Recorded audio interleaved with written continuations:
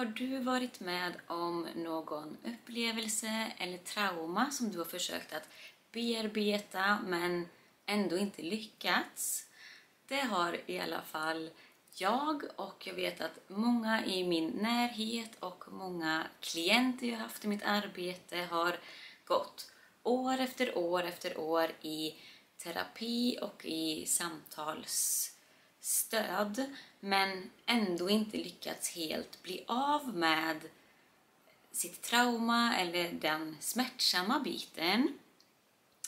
Så att jag har grottat ner mig i det här i trauman, vad det är och vad som händer, och jag har hittat sätt som funkar för mig nu att bearbeta mina trauman och smärtsamma upplevelser. Så det här är en video som kommer utgå ifrån mina erfarenheter och hur jag ser på trauma och vad som har hjälpt mig i ett hopp i att kanske kunna hjälpa dig också. För det som var med mig var att även om jag förstod det i hjärnan, i huvudet, och jag kunde se det ur ett högre perspektiv, jag kunde acceptera situationen, jag kunde förlåta de inblandade och gå vidare i huvudet. Jag hade ingen ilska kvar eller så, men det som var i mig var att det satt fortfarande kvar liksom i hjärtat och i kroppen, och jag reagerade på olika sätt som gjorde att jag förstod att det här är nog inte riktigt helt läkt. Och då har jag funderat på, men hur ska jag få ur mig det här ur kroppen? Okej. Vi börjar med vad det trauma är för någonting. Och ett trauma är inte vad som händer dig, utan det är hur du tolkar situationen och hur du upplevde situationen. Och det är därför flera personer kan vara med om exakt samma händelse men ändå tolka in det olika och må olika bra efteråt. Vissa kanske skakar av sig det lite lättare och går vidare, medan vissa tycker att det är jättesmärtsamt och det liksom påverkar dem under ganska lång period. Och oftast tänker vi att trauman ska vara så här stora saker som krig, misshandel, övergrepp eller liksom såna här riktigt stora saker. Men det behöver inte alltid vara, utan trauma kan även vara om någon skäller på dig och du blir rädd, eller du blir inte bjuden på ett kalas som gör dig ledsen, eller du ramlar med cykeln, eller någon säger någonting till dig som blev jättesmärtsamt för dig. Så det handlar alltid om hur du tolkade i just det ögonblicket i den stunden. Hade en annan person sagt det till dig, eller det hade skett ett halvår tidigare eller senare, då kanske inte alls hade påverkat dig på samma sätt utifrån olika omständigheter. Men just där och då upplevde du det som smärtsamt, vilket gör att det blir, eller kan bli, trauma om du inte tar hand om det där och då. Och när vi är med om olika upplevelser så skapas olika vibrationer i kroppen, alltså olika känslor. Ibland så kan vi ju bli glada och positiva, och oftast så skrattar vi ju och känner den känslan. Men när det kommer till de här lite jobbigare känslorna, som att känna skam, ilska, sorg och de känslorna, då är vi oftast inte lika bra på att känna dem och släppa ut dem, utan vi är vana vid att lägga locket på, hålla tillbaka gråten, eller inte ska man bli ledsen eller arg, utan oftast så lägger vi locket på och liksom stoppar in dem tillbaka i kroppen. Detta gör att det lagras i kroppen, för att även om du har slutat fundera eller tänka på situationen eller känslan och du tror att du har gått vidare från situationen eller det smärtsamma, så att om du inte bearbetar det i kroppen så kommer kroppen alltid att komma ihåg situationen, och den kommer att minnas och försöka göra dig påmind om att hallå, den här känslan ska vi släppa ut. Så att även ibland när man försöker med alla medel i att vara upptagen, eller man äter mycket mat, eller man shoppar, eller man är hela tiden inplanerad på saker, eller man tar till sex, alkohol, droger, godis, socker, vad som helst, tv-program, sin telefon. När man hela tiden är upptagen i sin hjärna så dämpar man ju det som kroppen vill säga. Men till slut så kommer ju kroppen ändå knacka och knacka, och de kommer liksom knacka hårdare och hårdare tills du måste öppna dörren och se på den här känslan.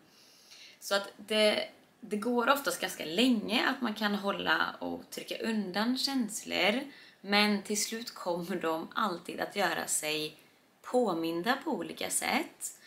Och det kan vara genom att du har sömnproblem, att du har mardrömmar, eller olika situationer eller personer triggar dig och att du blir arg. Det kan till exempel vara att du inte kan ens tänka på situationen utan att börja gråta. Du kanske inte ens kan prata om situationen eller upplevelsen utan att börja gråta eller bli arg eller så.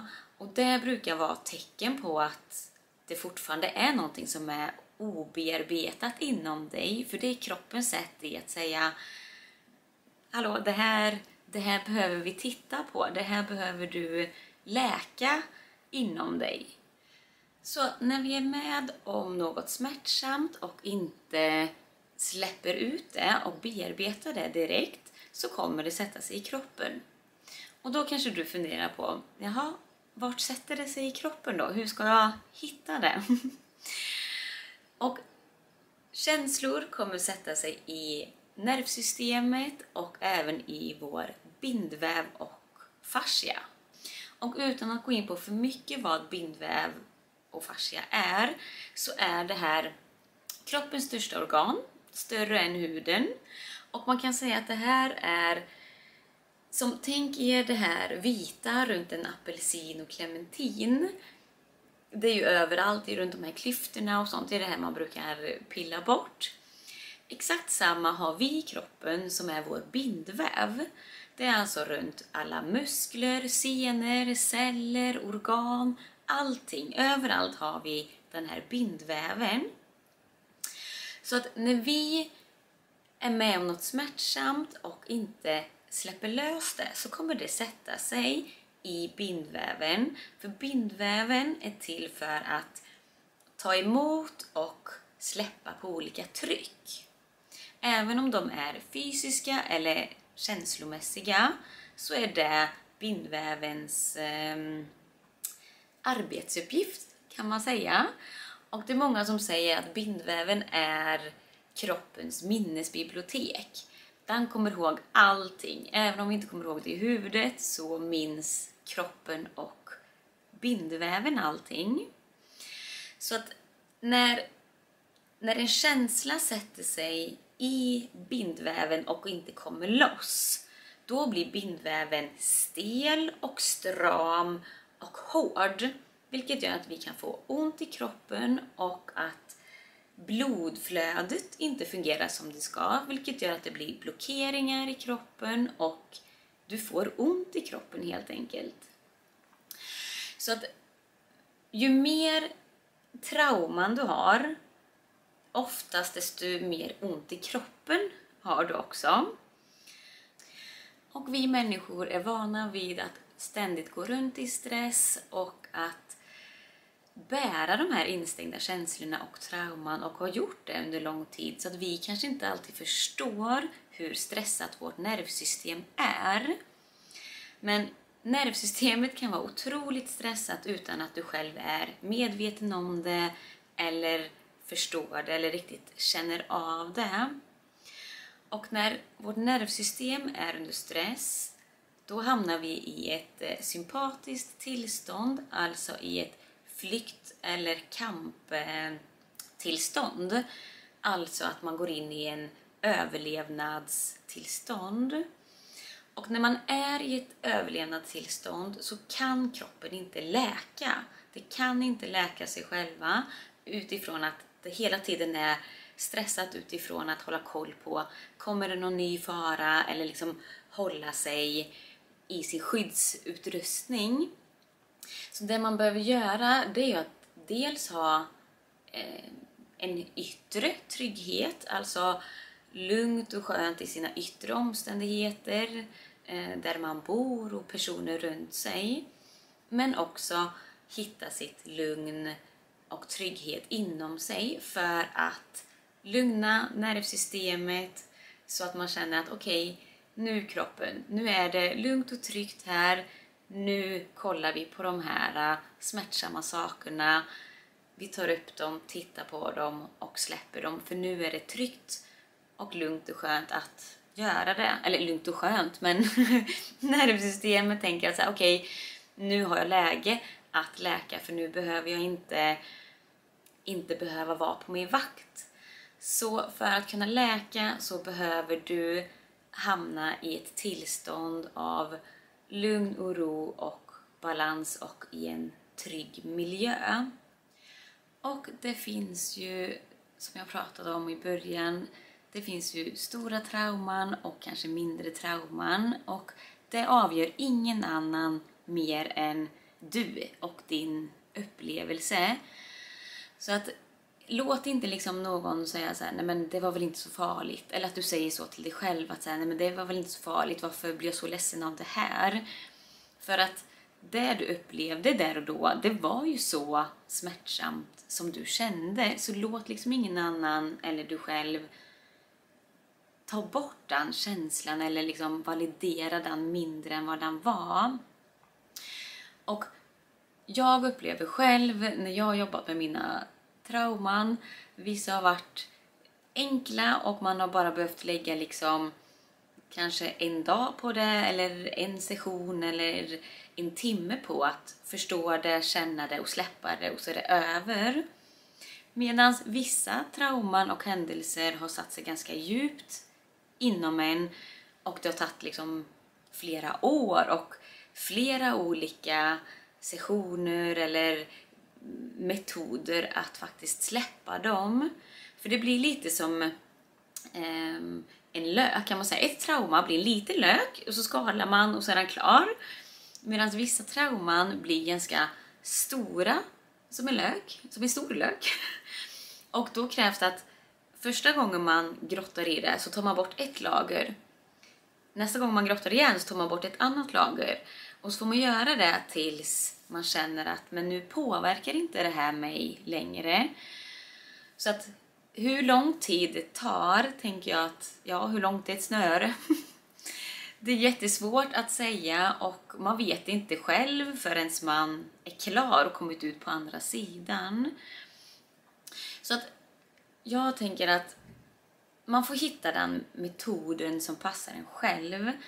Jag vet bara att vad som har funkat för mig och många i min omgivning är att bara prata om det.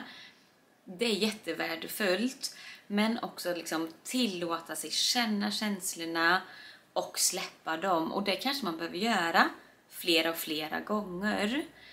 Så att var snäll mot dig själv och våga testa olika metoder. Jag har testat många. Jag har pratat med kurator, psykolog, psykosyntesmetod.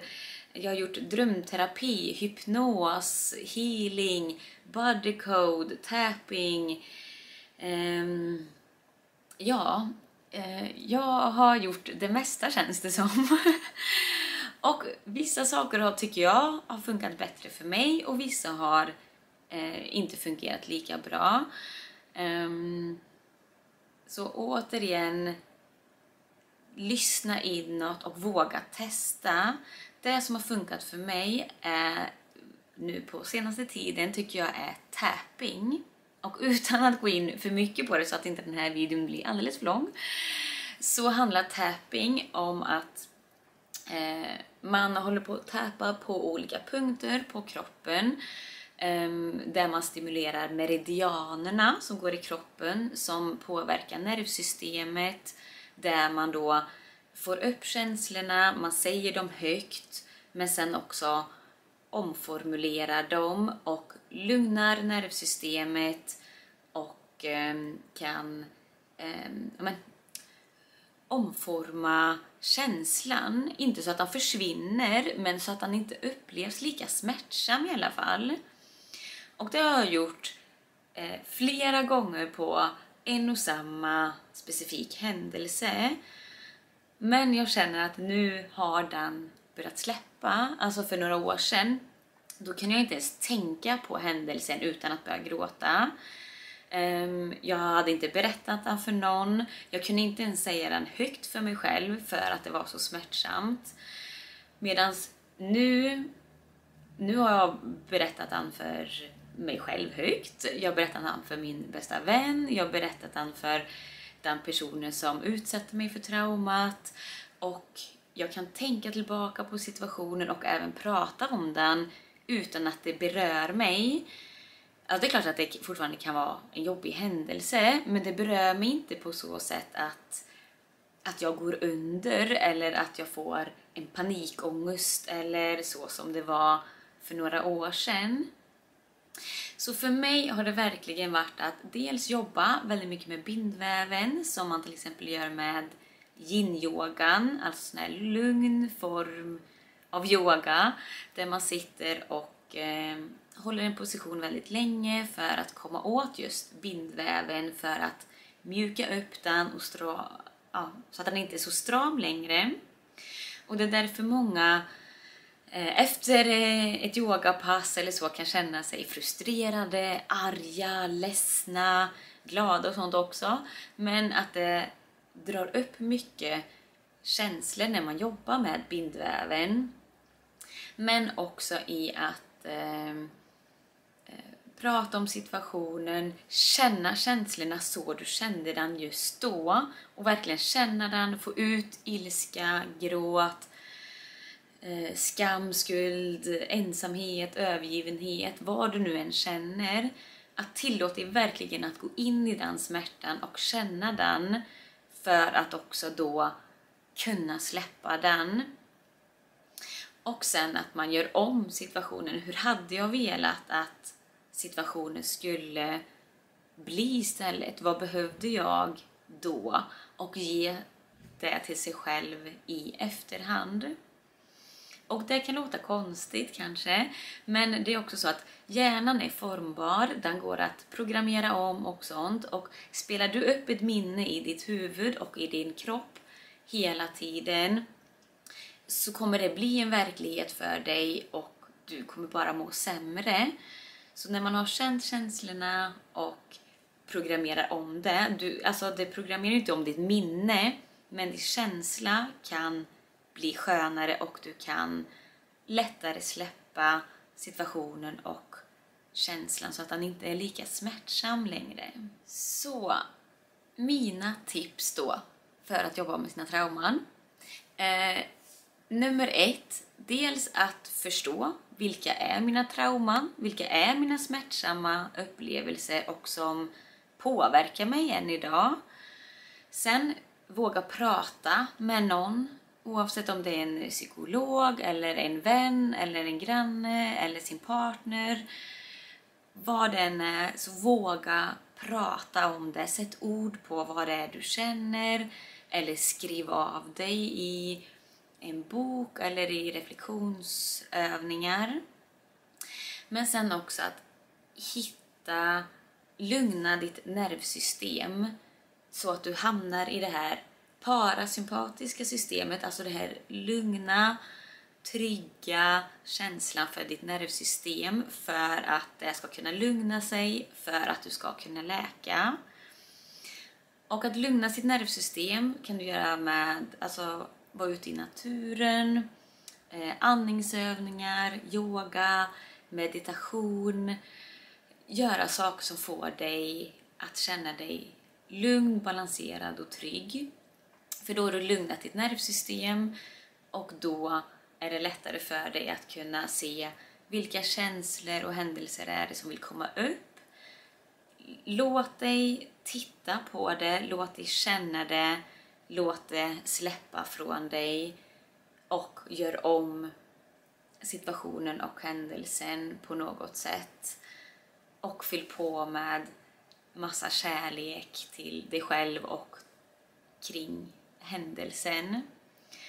Och gör det här så ofta och så mycket som du behöver tills det har släppt. För någon gång kommer det släppa, jag lovar. Det gäller bara att ha tålamod och att jobba på det. Och det är inget lätt jobb att göra. Och det är jobbigt och det är svårt och det är smärtsamt att känna de här känslorna igen. Men det är det som behövs att göras. För att gjorde du inte det då, så behöver du göra det någon gång. Och det är därför också viktigt att när du är med om någon händelse framöver eller så som blir jobbig eller smärtsam, se till att känna känslorna och släpp ut dem i kroppen direkt så att de inte lagras i din bindväv, i ditt nervsystem, för att det kommer påverka dig i ditt liv. Hur du mår, hur du är med dina relationer, vad du tänker om dig själv. Det kommer liksom påverka din kropp, dina organ. Det kommer påverka liksom hela dig och ditt välmående. Så blir du ledsen, gråt. Blir du arg, skrik. Kanske inte på personen, men sätt dina gränser och skrik. Gå ut i skogen och skrik. Eller skrik i en kudde. Eller gå och köra träningspass och slå på en boxningskudde. Eller vad som helst. Så att se till ändå att alltid få ur känslorna direkt. Det är ju egentligen det bästa. Eller köra tapping. Jag har ju blivit förälskad i just tapping och healing och i kombination med samtal. Och jag hoppas att jag ska kunna hjälpa och lägga ut lite mer om tapping här på min kanal också, så att ni kan få ta del av den mer. Men det här var i alla fall lite av mina tankar kring trauman, vad det är och vad man kan göra åt det och vad som händer i kroppen. Och som sagt, det här är saker som är mina erfarenheter och har du egna tips eller tankar så får du jättegärna också kommentera och man kan tipsa och hjälpa varandra. Ha det så bra, hej!